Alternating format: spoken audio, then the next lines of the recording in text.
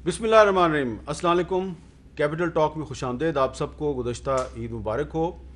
आप जानते हैं कि वज़ीर आज़म इमरान ख़ान साहब ने डॉक्टर फैसल सुल्तान साहब को सेहत का मुआविन ख़ुसूसी मुकर्रर कर दिया है। डॉक्टर फैसल सुल्तान एक बहुत कॉम्पिटेंट एक डॉक्टर हैं और उनका सेहत का मुआविन ख़ुसूसी बनना जो है वो एक बड़ी अच्छी बात है। लेकिन एक सवाल पैदा हो गया कि एक दफ़ा फिर जो वफाकी काबीना के अरकान की तादाद है वो 50 हो गई है। तो ये जो 50 अरकान हैं, इनमें से एक बड़ी तादाद जो है वो गैर मुंतखब लोगों की है। तो ये गैर मुंतखब लोगों पे हुकूमत का इन्हिसार इतना क्यों बढ़ गया है? इसके अलावा आप जानते हैं कि इस ईद से पहले भी और ईद के बाद भी आटा और चीनी मुसलसल महंगा होता जा रहा है। और आज दो वफाकी वज़रा ने प्रेस कॉन्फ्रेंस की और आटा जो कि पूरे पाकिस्तान में महंगा है उसकी ज़िम्मेदारी सिंध हुकूमत पे आयद की, और उस सिलसिले में उन्होंने ये कहा कि वो गंदम रिलीज़ नहीं कर रही। और आपको ये भी मैं बता दूं कि आज इस्लामाबाद की जो नान बाई एसोसिएशन है उसने ऐलान किया कि इस्लामाबाद शहर में जो रोगनी नान है 35 रुपये का हो गया, 25 रुपये से 35 रुपये का, इकट्ठे 10 रुपये बढ़ा दिए हैं। इसके अलावा आप जानते हैं कि ये जो ईद की छुट्टियां थी, इन छुट्टियों में कराची के जो गंदे नाले हैं उनकी सफाई का काम FWO ने शुरू कर दिया है। तो FWO अगर कराची के नालों की सफाई करेगी तो क्या ये बल्दिया कराची और सिंध हुकूमत की नाकामी का एतराफ़ नहीं है? ये है वो मामला जिन पर आज हम बात करेंगे। हमारे साथ मौजूद हैं अली नवाज़ अवान साहब, वज़ीर आज़म के मुआविन ख़ुसूसी बराए CDA अफेयर्स, डॉक्टर तारिक फजल चौधरी साहब, मुस्लिम लीग नून के सीनियर रहनुमा, और कराची में मौजूद हैं जनाब बैरिस्टर मुर्तज़ा वहाब साहब, सिंध हुकूमत के तर्जुमान हैं। अगर आप इजाज़त दें मैं मुर्तज़ा वहाब साहब से गुफ्तगू का आगाज़ करूँ। मुर्तज़ा वहाब साहब, आपको बहुत ईद मुबारक हो। लेकिन सवाल मेरा थोड़ा सा ऐसा है कि शायद आपको पसंद ना आए। ये जो कराची के गंदे नालों की सफाई का काम शुरू हुआ है, FWO ये काम कर रही है, तो क्या FWO अगर कराची में ये काम करेगी तो ये बल्दिया कराची और ख़ास तौर पर सिंध हुकूमत की नाकामी का एक खुल्लम खुल्ला सबूत नहीं है? बिस्मिल्लाहिर्रहमानिर्रहीम। मीर साहब, मेरी तरफ से आपको भी और तमाम देखने वालों को ईद मुबारक।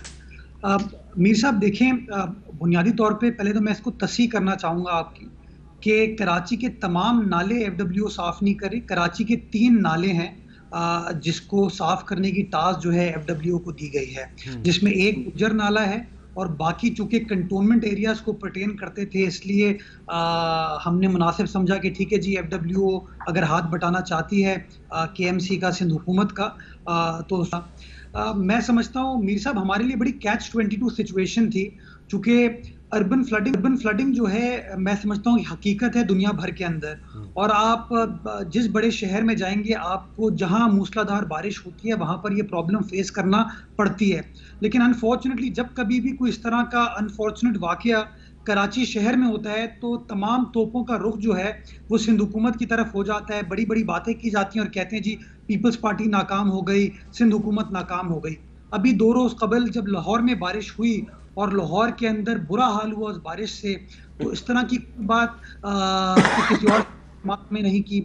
वहां तो वजीर आजम साहब ने या फेडरल गवर्नमेंट ने NDA में कोई टास्क नहीं दिया, वहां पर तो ये बात नहीं की गई कि जी FWO से नाले साफ करा लें, इस मामले को हल करवा लें। हमारे लिए दिक्कत ये थी कि अगर हम जब फेडरल गवर्नमेंट ने एक कहते हैं ना क्रोकोडाइल टीयर्स, मगरमच्छ के आंसू बहाने की कोशिश की कि जब कराची की परेशानी खत्म हो गई, पानी निकाला जा चुका था, 4 रोज बाद वजीर आजम को कराची का ख्याल आया और उन्होंने कहा जी मैं NDA में चेयरमैन को भेजता हूँ, FWO को भेजता हूँ। तो हमने कहा ठीक है जी, अगर आप हमारी मदद करना चाहते हैं 100 बिस्मिल्लाह आके मदद कर लें।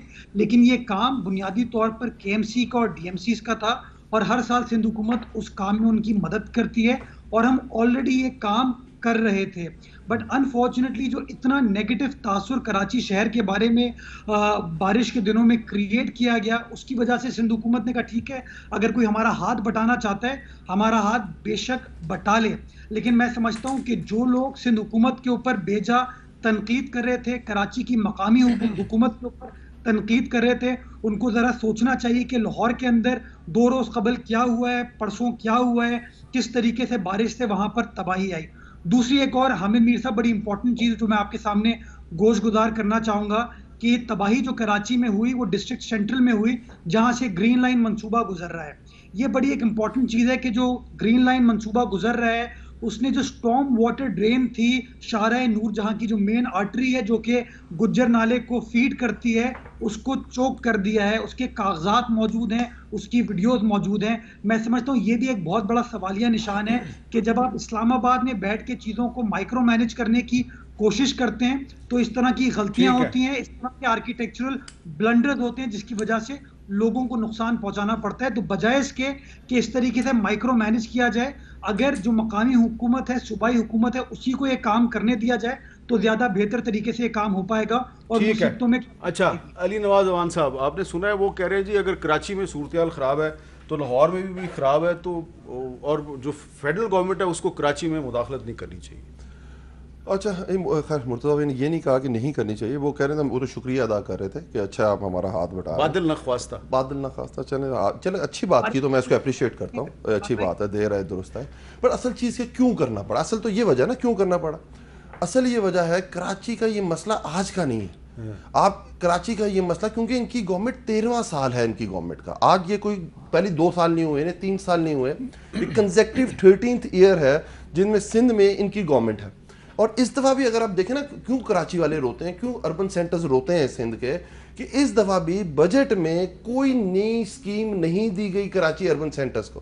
कराची को कभी ओन नहीं किया गया, अर्बन सेंटर्स को सिंध गवर्नमेंट ने पिछले 13 साल में ओन नहीं किया।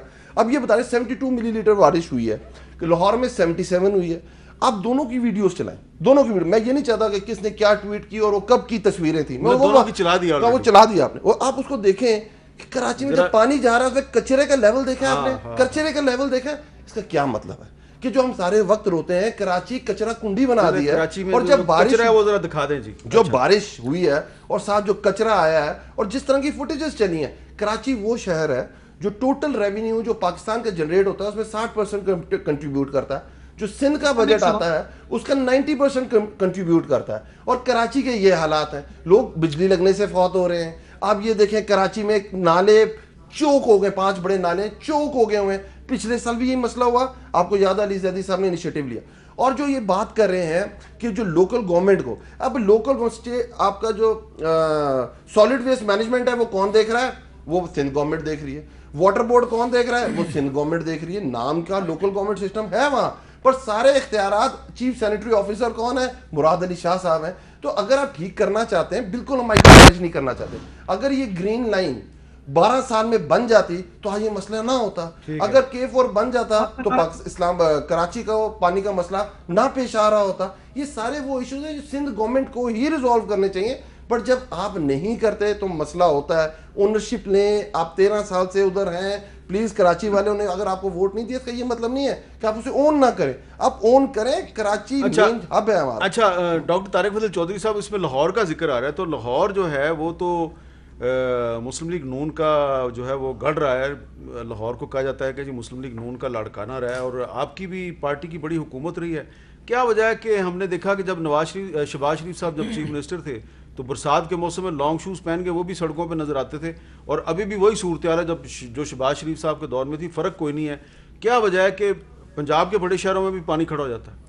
बिस्मिल्लाहिर्रहमानिर्रहीम। मेरे साहब सबसे पहली बात तो ये है कि लाहौर में अगर इन कंपैरिजन टू कराची, मुकाबले में अगर कराची की लाहौर अगर बेहतर है तो उसमें जो मरकज़ी कंट्रीब्यूशन है वो ज़ाहिर है हमारी जमात का है कि वहाँ पे मुसलसल 10 साल शहबाज साहब ने जिस तरह काम किया है, और ख़ुद भी जिस तरह वो, जैसे आपने ख़ुद कहा कि इस तरह के किसी भी मौके के ऊपर फ़िज़िकली ख़ुद जाके मॉनिटर करते थे, वो चीज़ों को देखते थे।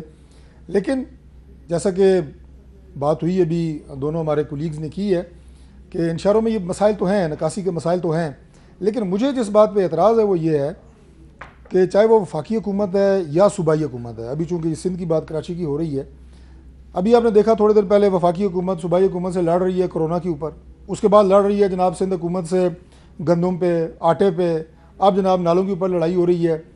ये जो मैं ये कहूँगा कि इस तरह की अल्फाजबाजी है एक दूसरे के साथ, ये नहीं होनी चाहिए। और कराची में अगर 13 साल उनकी हुकूमत रही है, तो जब हमारे दौर में, जब हमारी हुकूमत 2013 में बनी, तो सबसे पहले मियां नवाज शरीफ साहब ने कहा था कि कराची में जनाब अमन के लिए बाकायदा एक ऑपरेशन होगा। आपको याद होगा कराची के हालात क्या थे, लेकिन हमने ये नहीं कहा। और उसके बाद जो कैप्टन है, आपको याद होगा, वो भी कराची के जो सिंध के जो चीफ मिनिस्टर थे उन्हें बनाया था उस ऑपरेशन का। तो ये आपकी हारमनी होनी चाहिए दोनों हुकूमतों के अंदर।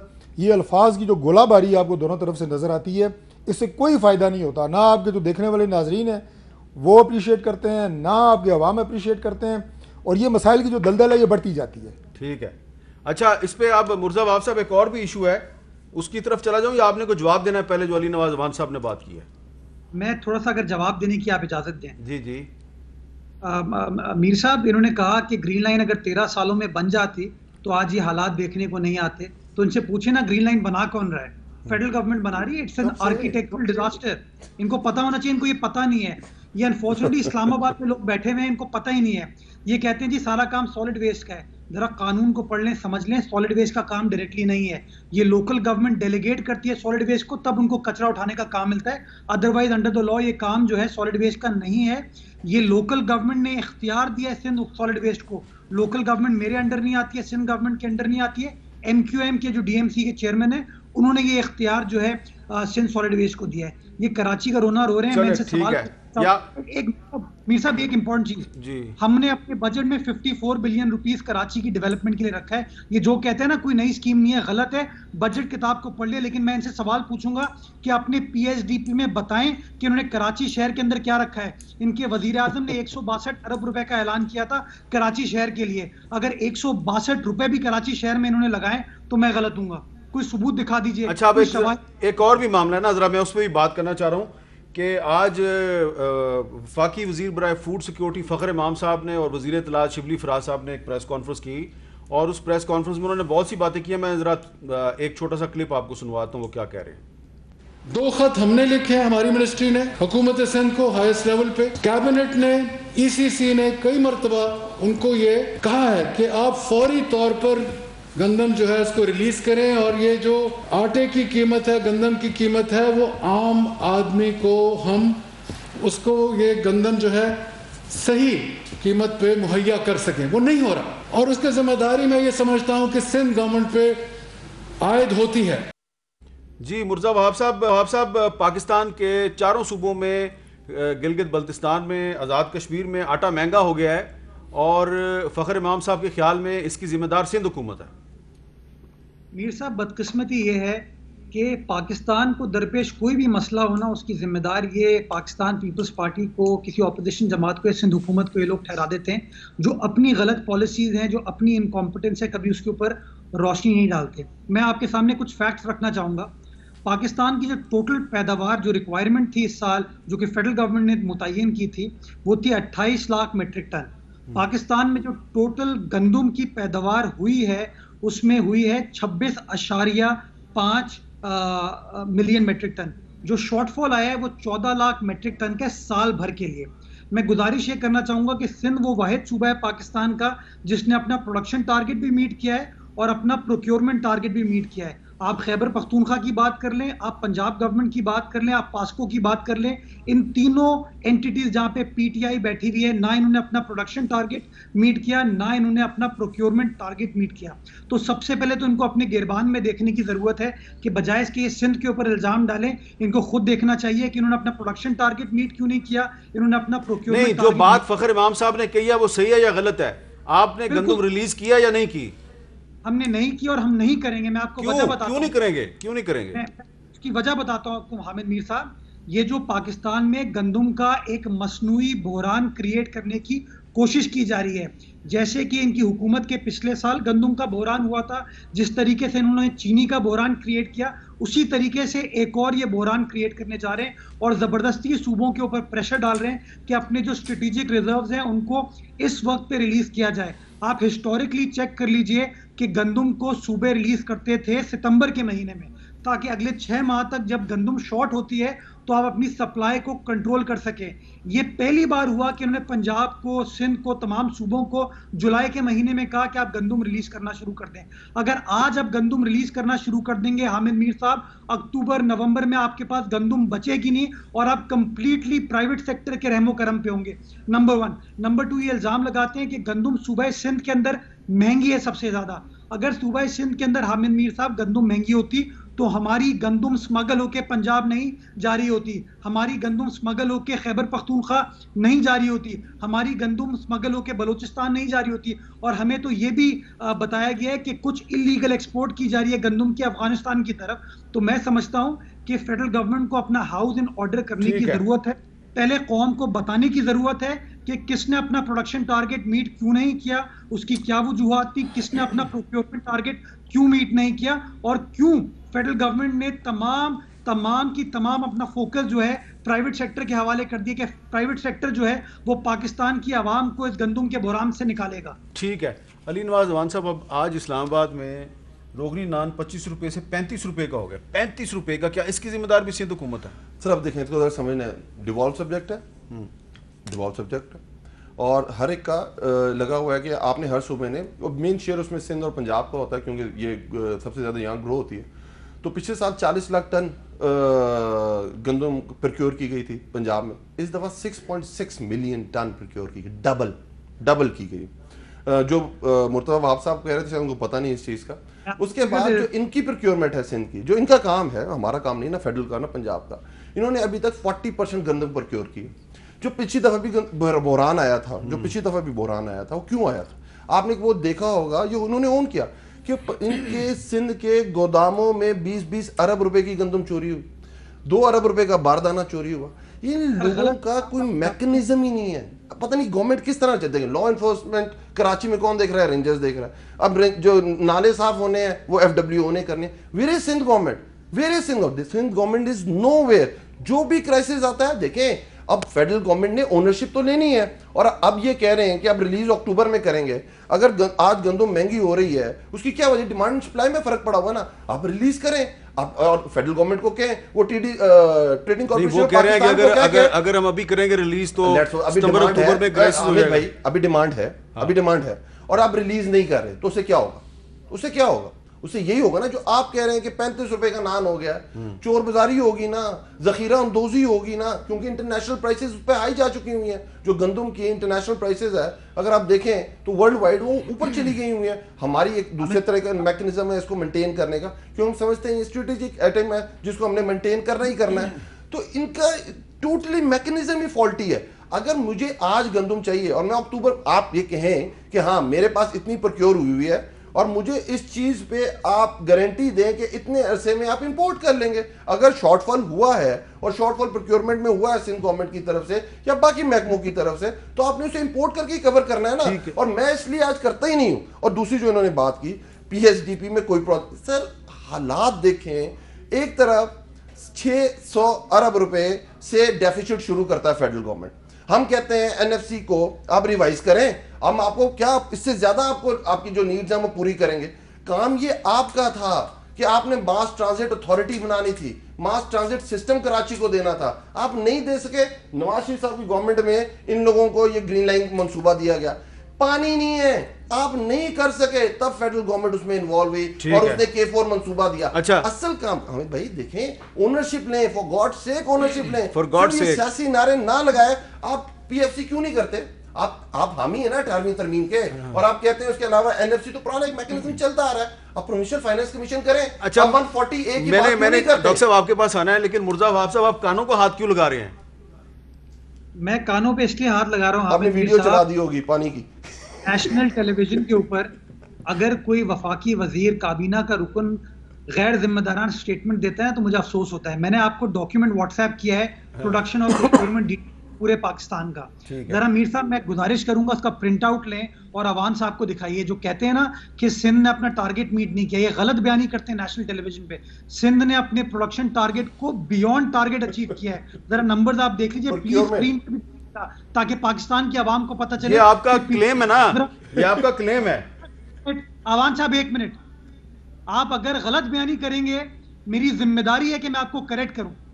चले ठीक है, वेरी अनफेयर एंड अनफॉर्चुनेट। चले ठीक है, टेलीविजन पे आके गलत फिगर्स कोट ना करें। ठीक है, आपका पॉइंट आ गया। अब इसमें डॉक्टर साहब ये बताएं कि इस्लामाबाद में ये जो 35 रुपए का रोगनी नान हो गया, इसका जिम्मेदार कौन है? आप यहाँ पे मेयर आपकी पार्टी का है, उसका काम नहीं है इसको रोके? जो गुफ्तगू आपकी प्रोग्राम में आज हो रही है, मुझे तो ये जो नान 35 रुपए का हुआ है, मुझे तो उसकी जिम्मेदार भी सिंध हुकूमत ही लग रही है ना? याद इसी तरह रहा है। अली अवान साहब के बकौल तो सिंध हुकूमत ही जिम्मेदार है। तारिक भाई ने दिल की बात कर दी। दूसरी बात, अब ये पार्टी की बात। दूसरी बात, जो आटा जो मतलब 500-550 का थैला था, आज वो 1200-1300 को हो गया है। 850 का हुकूमत कह रही है, लेकिन मिल कहीं नहीं रहा 800-850 का। उसकी जिम्मेदार भी लगता है सिंध हुकूमत है। अच्छा, उसके बाद जनाब जो चीनी है जिसके ऊपर तहकीकात भी हुई, कमीशन भी बने, भाई अवाम को 100 रुपये किलो, 100 रुपये किलो हो गई है, उसका जिम्मेदार कौन है? और जो PAE है, चंगी थी जैसी भी थी, उसका तो तबाही हुई है पूरी दुनिया में, वो भी सिंध हुकूमत ने किया है। वो भी सिंध हुकूमत की वजह से हुई है। लग तो इसी तरह रहा है मुझे, बारिशें भी ज्यादा हो रही हैं, वो भी बारिशें सिंध ज्यादा हो हुकूमत की रही वजह है, से हो उसका रही तो हैं। क्रेडिट तो ये लेते हैं, इमरान खान साहब देते हैं। नहीं, वो वजीर नहीं, लेकिन ये साहिबा आप देती मजाक हैं। में बात ना उड़ाएं। इस्लामाबाद में मेयर आपकी पार्टी का है, ठीक है? देखिए मीर साहब, सबसे बड़ी बात ये होती है कि ये जो गुफ्तगू हो रही है ना, बिल्कुल ठीक है कि पाकिस्तान जो है ज़ाहिर है कि ज़री मुल्क है, और ये बहुत बड़ा लम्हा फिक्रिया होता है कि एक एग्रीकल्चर बेस्ड कंट्री के अंदर आपको जो है वो आटे की शॉर्टेज हो या आटा इतना महंगा मिले। इसी तरह बाकी जो ज़रिए अजनास है उनकी भी मैं बात कर रहा हूँ। ये जो कीमतें महंगी होती है ना, ये बार बार इमरान खान साहब बात करते हैं माफियाज़ की। बिल्कुल माफियाज़ मौजूद हैं, हर दौर में मौजूद होते हैं, हर हुकूमत में मौजूद होते हैं, लेकिन इनको आप कंट्रोल करते हैं अपनी एडमिनिस्ट्रेशन से। तो ये बेसिकली एडमिनिस्ट्रेटिव फेलियर होते हैं। ये आपकी मार्केट कमेटियां बनती हैं, उनकी मार्केट कमेटी किसके अंडर होती है? एडमिनिस्ट्रेशन के अंडर होती है, DC के अंडर होती है, कमीशन के अंडर मैं होती है, बार-बार फेडरल गवर्नमेंट के आपके अंदर मेयर की होती बात है। कर रहा हूं। नहीं, मेयर के अंडर नहीं है। जो मार्केट कमेटी और इस्लामाबाद की एडमिनिस्ट्रेशन है, प्राइस कंट्रोल मेयर का काम नहीं है। नहीं, ये डिस्ट्रिक्ट एडमिनिस्ट्रेशन का काम है। तो चेक डिस्ट्रिक्ट कर रहे हैं आप। एडमिनिस्ट्रेशन के साथ मेयर की कोई कोऑर्डिनेशन नहीं है। सर, कोऑर्डिनेशन होना एक और बात है। मैं लेकिन आपको बताता हूं कि इस्लामाबाद में किसी ने ठेले का लाइसेंस लेना हो, इजाजतनामा लेना हो, तो मेयर देता है उसको, डिस्ट्रिक्ट एडमिनिस्ट्रेशन नहीं देती। मीर साहब, ठेला लगाना मेयर देता होगा, हाँ, लेकिन वो बेच किस कीमत पे रहा है इसका तयन डिस्ट्रिक्ट एडमिनिस्ट्रेशन ने करना है। अच्छा। जो लोकल मजिस्ट्रेट है उसने करना है, असिस्टेंट कमिश्नर ने करना है, ये इन लोगों का काम होता है। और ये मैं सिर्फ इस्लामाबाद की नहीं, मैं ओवरऑल ये बात कर रहा हूँ, सूबाई हुकूमतें भी इसी तरह अपने अपने जहाँ जहाँ उनके इलाकों में ये चोर बाजारी हो रही है, जखीरा अंदोजी हो आप रही एग्री है, करते हैं जी? मेयर साहब को ये कोई फेलियर काम होता है नहीं हुकूमतों तारिक का। भाई, एक हद तक जो बात कर रहे हैं ना, इस वक्त यही मैकेनिज्म है। ये जो भी बात करें, असल जो प्राइस का तयन है वो मार्केट कमेटी करती है, और DC और जो एडमिनिस्ट्रेशन है वो इम्प्लीमेंट करती है, वो इम्प्लीमेंटेशन एजेंसी है। मेयर का कोई काम नहीं है। मेयर का इसमें कोई काम चलें, आपने इस्लामाबाद के मेयर को क्लीन चिट दे दी अली नवाज अवान साहब ने। यहाँ पे एक ब्रेक हो जाए, ब्रेक के बाद दोबारा मिलते हैं।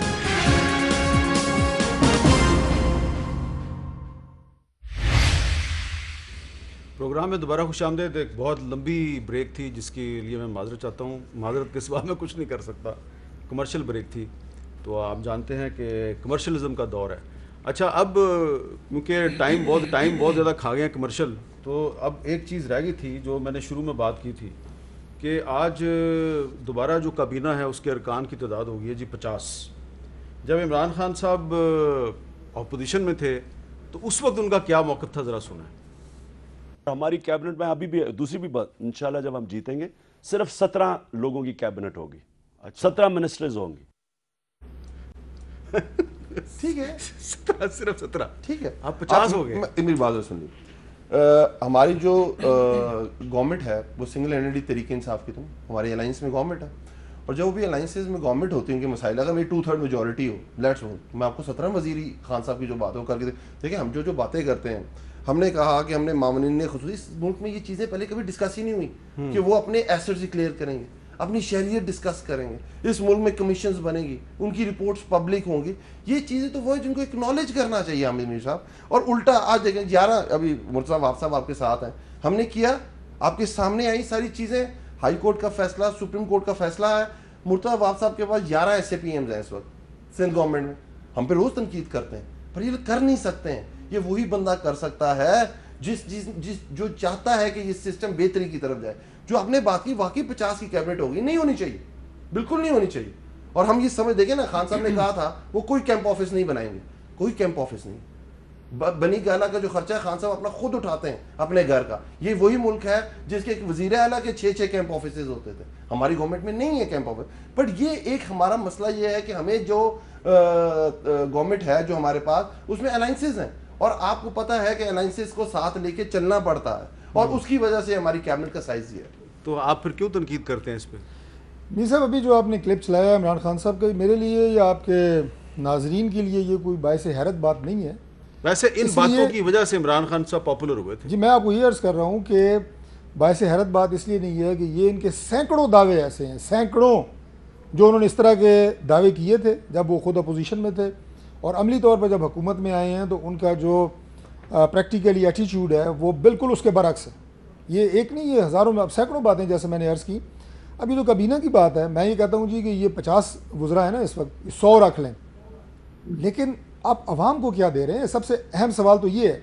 अब मीशत की बात होती है, बड़ी लंबी डिबेट है वो, लेकिन मैं मुख्तसर सी बात करूँगा कि 98 नहीं 99% पाकिस्तानियों के लिए मईशत 3 वक्त की रोटी का नाम है। अपने बच्चे की स्कूल की फ़ीस, उसकी दवाई, बिजली, सुई, गैस बिल, इससे ज़्यादा मईशत ना उन्हें चाहिए, ना उन्हें पता है। ये आप उनके लिए कोई आसानी पैदा करें तो फिर तो आप, मैं कहता हूँ कि इससे डबल वज़ीर रख लें, लोग बर्दाश्त करेंगे। लेकिन जहाँ भी थोड़ी देर पहले आपके प्रोग्राम में मैं दोहराऊँगा नहीं, जब ये सारी ज़रूरियात ज़िंदगी की बात हो रही है, उन चीज़ों की बात हो रही है जो हर आदमी के रोज़ाना का जिनसे वास्ता है, तो उसमें लोगों को शदीद तकलीफ है। अच्छा, तकलीफ है। मुर्तज़ा वहाब साहब, मुझे ये बताइए कि सिंध हुकूमत में भी बहुत से ऐसे लोग हैं जो इलेक्टेड नहीं है लेकिन वो काम कर रहे हैं। अगर चीफ मिनिस्टर साहब समझते हैं कि उनकी ज़रूरत है तो उन्होंने उनको बनाया हुआ है। तो अगर यही काम वज़ीर-ए-आज़म इमरान खान साहब करते हैं तो उन पर तनकीद क्यों होती है? नहीं, जैसा कि आपने मीर साहब खुद बताया कि खान साहब ने खुद अपने लिए प्रॉब्लम्स क्रिएट किए इस तरह के बड़े बड़े ऐलानात करके। काश वो इस तरह के दावे नहीं करते तो शायद आज ये एम्बैरेसिंग सिचुएशन नहीं होती। बट मैं तो आज भी पॉजिटिव बात करना चाहूँगा। मैं समझता हूँ खान साहब आज भी अपने वादे की तकमील की तरफ काम कर रहे हैं। उन्होंने 50 लाख नौकरियों का वादा किया था पाकिस्तान की आवाम से, तो 50 लाख नौकरियां पाकिस्तान की आवाम को तो नहीं दे पाए, लेकिन अपने जो जानने वाले हैं, मिलने वाले हैं, उनको बार बार वो SAPM वगैरह बना के ऑब्लाइज कर रहे हैं ताकि उनको रोज़गार लग सके, उनकी नौकरियां हो सके। देखिए, सिंध के अंदर जितने भी एडवाइजर्स हैं, उन्होंने इलेक्शन लड़ा है, उनके तमाम के assets are declared with the election commission of Pakistan. मैंने खुद इलेक्शन लड़ा था, मेरे assets are declared. Nisar Khuhro साहब हैं, उनके assets are declared. Ejaz Jakhrani साहब हैं, his assets are declared. Sindh के अंदर सिर्फ एक स्पेशल असिस्टेंट है जिसके पास डिपार्टमेंट है, किसी और स्पेशल असिस्टेंट के पास कोई डिपार्टमेंट नहीं है, किसी डिपार्टमेंट को लुक आफ्टर नहीं कर रहा। तो मैं समझता हूँ वो जो आप फेडरल गवर्नमेंट की सिचुएशन को सिंध गवर्नमेंट से कंपेयर कर रहे हैं, ये थोड़ी सी अनफेयर कंपैरिजन है। लेकिन अगर फिर भी आवाम इस बात पर मुतमईन होती है कि हमारे जो स्पेशल असिस्टेंट्स हैं, गो के वो कोई डिपार्टमेंट लुक आफ्टर नहीं कर रहे, उनके पास कोई एग्जीक्यूटिव कंट्रोल नहीं है, अगर वो कहते हैं तो एसेट्स डिक्लेयर कर दिए जाएंगे। जहां तक मेरा ताल्लुक है, मैं बता चुका हूं कि हमारे एडवाइजर जो हैं उन तमाम ने इलेक्शन लड़ा था और हमारी जो जायदाद है, एसेट्स हैं, लाइबिलिटीज हैं, वो ECP के साथ डिक्लेयर्ड हैं। आज भी आप वेबसाइट पे जाके देख सकते हैं। बिल्कुल ठीक है, आप तो खैर इलेक्टेड हैं, आप तो MNA, इसलिए मैं आपसे तो बात ही नहीं करूंगा।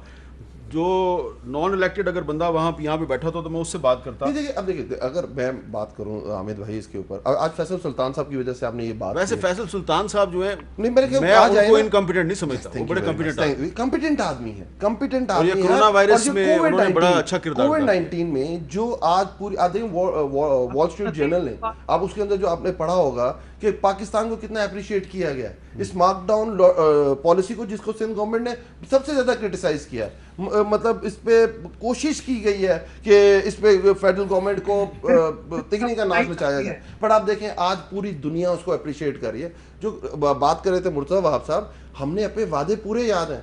हम वो नहीं है कि हम रोटी कपड़ा मकान का नारा लगा के और सारी चीजें छीन लें। हमें 2 साल हुए हैं और हम इंशाल्लाह, देखिए ना, आप मजाक नहीं करा, आप रोटी की बात करते हैं वहां गंदम चोरी हो जाती, आप वहां मकान की बात करते हैं वहां चाइना कटिंग शुरू हो जाती, आप हेल्थ की बात करते हैं वहां एड्स आ जाती है, वहां कुत्तों के काटने से लोग मर जाते हैं। खैर ये मेरा हाल है, बात करने लगा। अच्छा, नहीं, मैं हमें भाई बात सिंपल सी है कि हमें अपने वादे याद हैं। कोविड आया और इंटरनेशनली आज अल्हम्दुलिल्लाह पाकिस्तान, मैं एक बड़ा एक अहम जो सवाल आपसे करना चाह रहा हूँ तारिक फजल चौधरी साहब, कि कश्मीर का एक ऐसा मसला है जिसपे अक्सर औकात हम देखते हैं हुकूमत अपोजिशन का एक ही मौक़िफ़ होता है, लेकिन ये जो कश्मीर हाईवे है जो जाती है आज़ाद कश्मीर की तरफ और आगे से जाती है वो मकबूजा कश्मीर की तरफ, उसका नाम अगर श्रीनगर हाईवे रखा है तो उस पर आपकी पार्टी इतराज़ कर रही है, एहसन इकबाल साहब ट्वीट्स कर रहे हैं। देखिए मीर साहब, जो कश्मीर हाईवे का नाम जो है वो श्रीनगर हाईवे रखा गया है, ये सिर्फ कश्मीर से मोहब्बत का इजहार है। इसके अलावा ना इसकी कोई हैसियत है, ना इसका कश्मीर कॉज को फ़ायदा है। जो तहरीक आज़ादी कश्मीर है, को 1% भी उसको फ़ायदा नहीं होने जा रहा। ये मोहब्बत का इजहार है। कश्मीर से हम सबको मोहब्बत है, आपने बिल्कुल सही कहा, उसमें कोई गवर्नमेंट कोई अपोजिशन नहीं है। लेकिन अनफॉर्चुनेटली ये सिर्फ आधा घंटा जुमे वाले दिन खड़े होने से और इस तरह की चीज़ें करने से हम कश्मीर को कोई फ़ायदा नहीं पहुँचा। क्या करना चाहिए? देखिए जी, मैं समझता हूँ कि जो मोदी की हुकूमत ने जिस तरह जो एक स्पेशल स्टेटस कश्मीर का ख़त्म किया है, उसके ऊपर हमें पूरी आलमी बरादरी को जिस तरह झंझोड़ना चाहिए था, हम शायद वो नहीं कर सके, अभी भी मौका है। इस अनकंडीशनल सपोर्ट, अभी ये बात हो रही थी कि बिल की यूनाइटेड FATF नेशंस में की, प्राइम मिनिस्टर ने जनाब तकरीर तो हमें की ना ये जाके। कहा गया कि जनाब ये नैब के जो कवानीन हैं उन रिफॉर्म्स को साथ जोड़ने की बात कर रहे हैं। हमने कहा पाकिस्तान की सलामती के साथ या पाकिस्तान की इंटेग्रिटी के साथ कोई चीज़ हम मुंसलिक नहीं कर रहे। अनकंडीशनल सपोर्ट है, आज भी है, कल भी होगी, हमेशा होगी। तो लिहाजा ये जो पाकिस्तान की सलामती, पाकिस्तान की इज़्ज़त, कश्मीर की आज़ादी, ये हमें अपनी जान से ज़्यादा अजीज़ है। अपोजिशन मुर्जा साहब, इस पर आप क्या कहेंगे कि ये जो कश्मीर हाईवे को श्रीनगर हाईवे का नाम दिया गया, क्या ये मुनासिब नहीं है आपके ख्याल में? मैं समझता हूँ सिंबॉलिकली एक अच्छी चीज़ है, जज्बा खैर सगाली भी है हमारे कश्मीरी भाइयों के लिए, और नेचुरली एक इम्पॉर्टेंट शारा को जब आप श्रीनगर के साथ कनेक्ट करते हैं तो मैं समझता हूँ दुनिया भर में एक बड़ी खबर बनती है। तो उस पॉइंट ऑफ व्यू से तो बहुत अच्छी चीज़ है। लेकिन जैसे मेरे भाई तारिक फजल चौधरी साहब कह रहे थे कि कश्मीर के मसले को हल करने के लिए जो प्रोएक्टिव अप्रोच होनी चाहिए थी, मेरे ख्याल में उसमें थोड़ी सी कोताही है फेडरल गवर्नमेंट की जानिब से।